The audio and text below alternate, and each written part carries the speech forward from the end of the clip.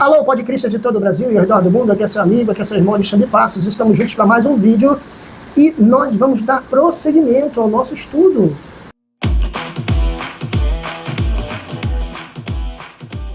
Estamos continuando essa série de estudos.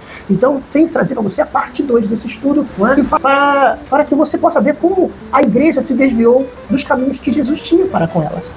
Então, preste bastante atenção no que a gente vai falar hoje, mostrar para vocês as heresias e os desvios de rota dos dogmas e das tradições da Igreja Católica, que até hoje se utiliza de alguns deles, ok? Vamos lá?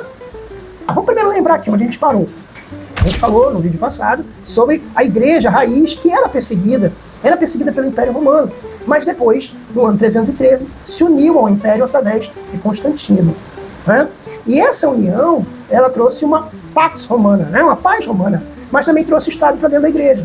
O que antes era uma igreja perseguida, e seguia apenas das cartas dos apóstolos, passou a ser influenciado pela cultura pagã romana e por decisões imperiais. Então vamos ver o que aconteceu, como essa fusão criou uma linha do tempo de doutrinas que se afastaram do que a Bíblia realmente, genuinamente ensina. Vamos analisar o que a Bíblia diz sobre cada uma das tradições, dos dogmas católicos aqui.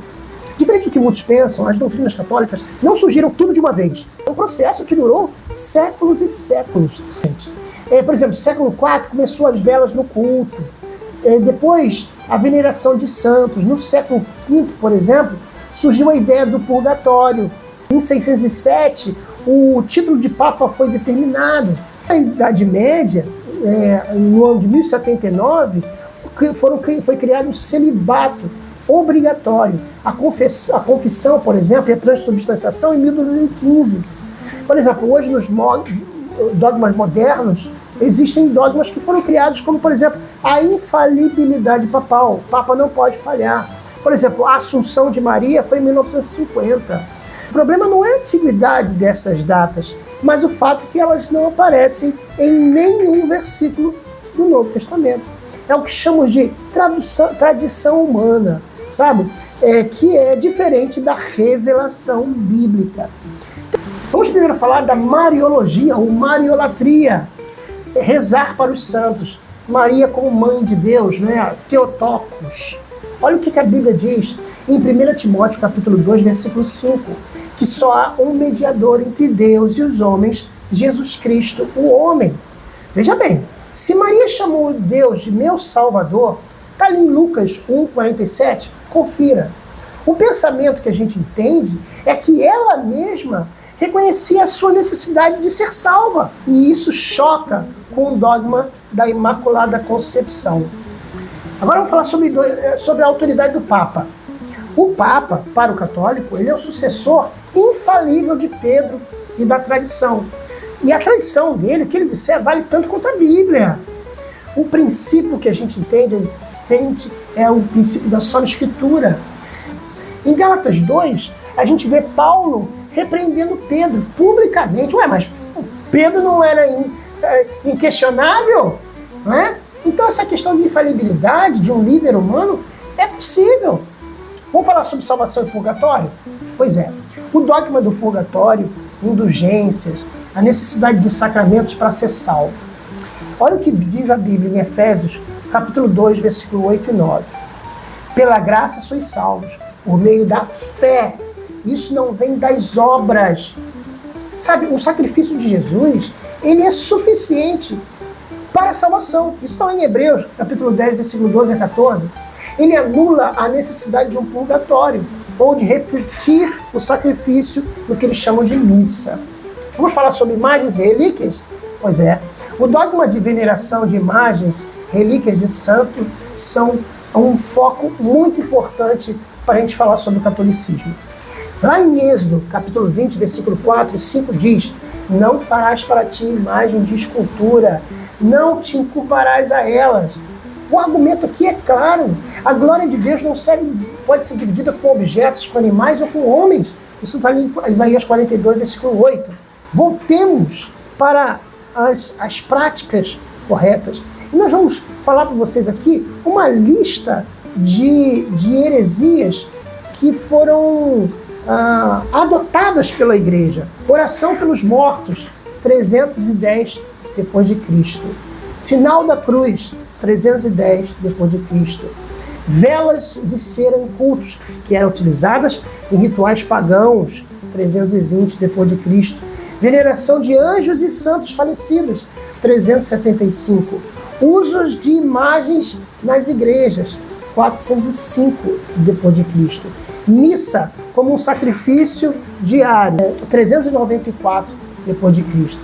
Exaltação de Theotokos, isto é, Maria como mãe de Deus. Isso foi no Concílio de Éfeso, no ano 431 depois de Cristo. A doutrina do purgatório, no ano 593 depois de Cristo. A oração feita em latim, no ano 600 depois de Cristo. Orações, por exemplo, dirigidas a Maria, né? Ano 600 depois de Cristo. O título como Papa, como sendo Bispo Universal da Igreja, não foi no ano de 607 depois de Cristo. Beijar os pés do Papa, ano 709 depois de Cristo. O poder temporal dos papas, isso é, o Papa tinha que ter um tempo que ele seria Papa, ano 750 depois de Cristo. A adoração da cruz, de imagens e de relíquias, ano 786 depois de Cristo. Água benta misturada com sal, 850 depois de Cristo. Canonização de santos que morriam, 995 depois de Cristo. Jejum nas sextas-feiras e na quaresma, 998 depois de Cristo. Celibato obrigatório do clero, 1079 depois de Cristo. Oração do Rosário, 1090 depois de Cristo. Venda das indulgências para construir a Catedral de São Pedro, 1190 depois de Cristo. Transubstanciação, que é a hóstia virar o corpo de Cristo, 1215 depois de Cristo. Confissão ao Padre, 1215 depois de Cristo. Adoração da hóstia, 1220 depois de Cristo. Cálice proibido aos leigos na comunhão, isto é, só o padre que beberia o vinho, no 1414 depois de Cristo. A tradição, que é igual à autoridade da Bíblia, 1545, isso é um absurdo, 1545 depois de Cristo. Os livros apócrifos, livros a mais, que foram incluídos no cânon, 1546 depois de Cristo. A Imaculada Concepção de Maria.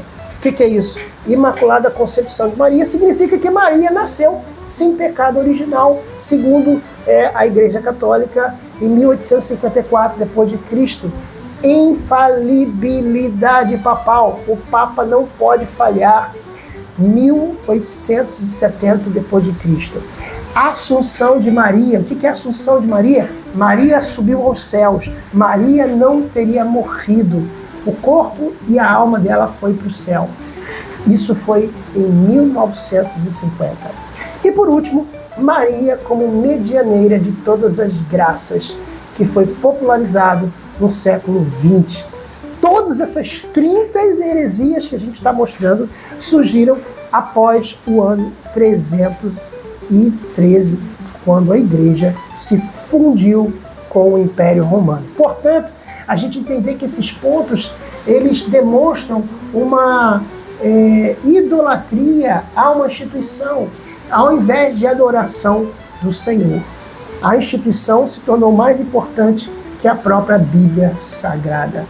E, infelizmente, quando a gente vê isso, a gente vê a involução da Igreja de Cristo e se tornando uma igreja muito mais voltada para os desejos do homem do que para a adoração do verdadeiro Cristo. Tá bom? Eu espero que você tenha gostado da nossa aula. Foi rápida? E aí? Bastante coisa que a gente deu, não foi? A aula que vem a gente vai falar sobre algumas doutrinas específicas para você se inteirar no estudo sobre o catolicismo. E mês que vem nós vamos estudar sobre as testemunhas de Jeová, suas origens, suas doutrinas, aquilo que eles acreditam, aquilo que eles não acreditam, e a gente vai crescendo na graça do conhecimento. Eu quero pedir a você para você se inscrever no nosso canal, clicar no sininho para receber as notificações, isto é, os outros estudos, você vai ser notificado quando entrarem no YouTube. Fique na paz, tchau, até a próxima terça-feira.